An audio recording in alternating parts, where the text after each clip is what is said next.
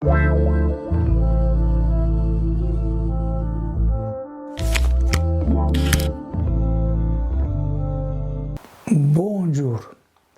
Aujourd'hui, c'est la fête de Saint Barthélemy, missionnaire augustin du Mexique, né le 4 septembre 1580.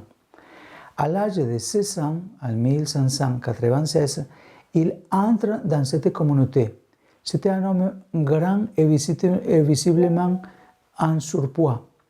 Pour cette raison, les frères le faisaient des plaisanteries auxquelles il répondait toujours par un sourire patient.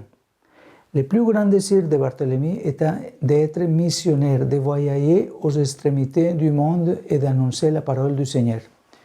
Une fois ordonné prêtre, il fut envoyé aux Philippines, où il a appris la langue du lieu, le tagal. Puis, aussi, il a appris le japonais pour pouvoir également entrer au Japon. Il est allé 2 fois. La deuxième fois, il rentre et à ce moment-là, il avait une ambiance de persécution contre les chrétiens. Pendant plus de 12 ans, il a affronté les dangers de la persécution. Il a vécu entre les champs et la forêt. Il a souffert la faim, la misère et a enduré les intempéries. En 1629, il fut fait prisonnier à Omura et 2 ans plus tard, en 1631, il fut transféré avec ses compagnons à Nagasaki, où il reste en captivité pendant encore 3 ans, jusqu'à ce qu'il soit finalement condamné à mort. Il fut brûlé vif le 3 septembre 1632 avec d'autres missionnaires. Son corps a été réduit aux cendres qui ont été récupérées et jetées à la mer. Le bienheureux Bartolomé Gutiérrez faisait partie du groupe de 205 martyrs du Japon, dirigé par le bienheureux Alfonso Navarrete. Ils furent élevés sur les autels le 7 juillet 1867 par le pape Pie IX. Aujourd'hui, sous forme de pilule, si nous lisons et écoutons quotidiennement la parole de Dieu, chaque jour, Dieu passe et jette une graine de sa grâce dans le sol de nos vies.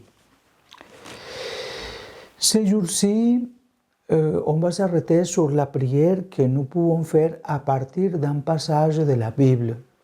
Les paroles de l'Écriture sainte n'ont pas été écrites pour rester emprisonnées sur des papiers, sur des parchemins ou sur du papier, mais pour être accueillis par une personne qui prie et les faisant germer dans son cœur. La parole de Dieu va au cœur.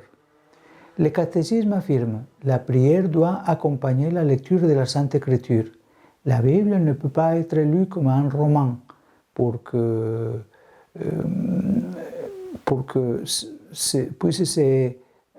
éviter qu'elle puisse se nouer un dialogue entre Dieu et l'homme. La prière te porte ainsi car elle est en dialogue avec Dieu. Les versets de la Bible ont été écrits également pour moi il y a tant de siècles pour m'apporter une parole de Dieu. Il a été écrit pour chacun d'entre nous. Cette expérience arrive à tous les croyants. Un passage de l'Écriture écouté déjà tant de fois, un jour à l'improviste me parle et éclaire une situation que je suis en train de vivre. Mais il faut que moi, ce jour-là, je sois là au rendez-vous avec cette parole, que je sois là à l'écoute de la parole. Tous les jours, Dieu passe et jette une semence dans le terrain de notre vie. Nous ne savons pas si aujourd'hui il trouvera un seul aride de ronces ou bien un bon terreau qui fera grandir ses bourgerons. Cela dépend de nous, de notre prière, du cœur ouvert avec lequel nous nous approchons des Écritures pour qu'elles deviennent pour nous paroles vivantes de Dieu. Dieu passe sans cesse à travers l'Écriture. Et reprenant ce que disait Saint Augustin, j'ai peur du Seigneur quand il passe. Pourquoi as-tu peur? J'ai peur de ne pas écouter, de ne pas m'apercevoir qu'il est le Seigneur. Demandons quotidiennement à l'Esprit Saint la grâce de savoir découvrir la présence de Dieu dans nos vies et de mettre en pratique sa parole dans le quotidien de notre vie. Que la grâce qui a accompagné Saint Barthélemy nous couvre aussi afin que nous soyons ces fidèles témoins vivant la parole de Dieu qui est parole de vie. Et que Dieu vous bénisse au nom du Père et du Fils et du Saint-Esprit. Amen. Bonne journée.